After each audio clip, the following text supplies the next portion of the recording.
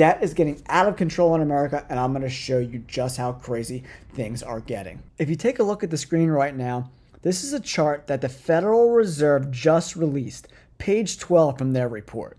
This is the percent of balances with 90 or more days of delinquency by loan type. On the left-hand side of the screen, we get to see the percentage, and on the bottom is the last 21 years worth of information. The peaks towards the middle of the screen are right by the financial crisis, right? If we look all the way to the right, that's where we are right now.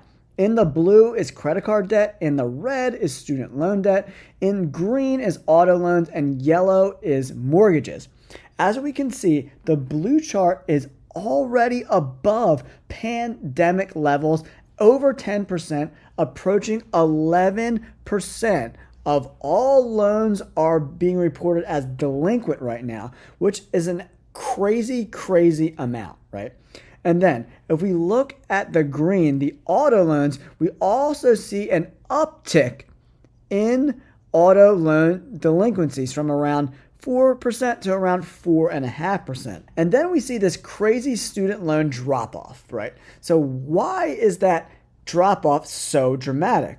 Well, it's that crazy because Congress passed a rule where if you miss student loan payments, it will not show up on your credit report until Q4 of 2024. So these numbers are artificially low for the next 2 quarters. But the Fed has mentioned in their notes that there is a substantial increase in missed student loan payments. So at the end of 2024, we're going to start to see the real numbers of how delinquent student loan payments have become. Okay, in the yellow, we also see the mortgage rate of delinquencies down significantly. And I want to give a little bit of context to this. So 60% of mortgages right now are below 4%. So they're a lot more manageable than current loans. And also the majority of people with these small interest rate mortgages have probably bought their houses before this insane run up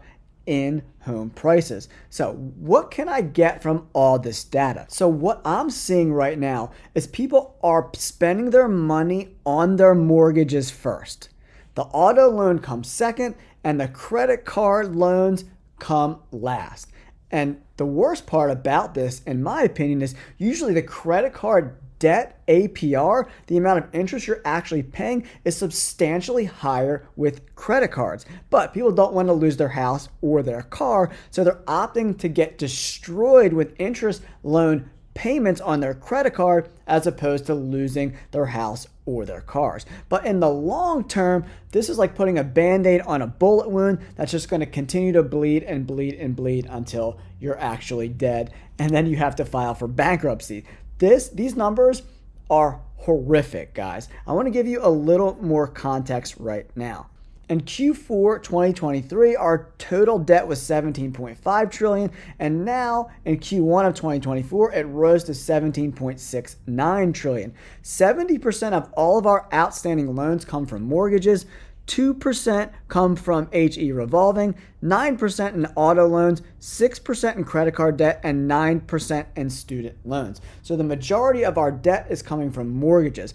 But as you can see, the blue line is getting thicker and thicker. So that means credit card debt for Americans is continuing to increase quarter after quarter, which is not a good thing. If you haven't yet, please hit that like button and subscribe to the channel. We're getting closer and closer to 1,000 subs. I can't thank you guys enough for all the support you've given me and this baby channel as we're just getting started over these past few months. I appreciate it. Thank you again. We'll catch you on the next video. Peace.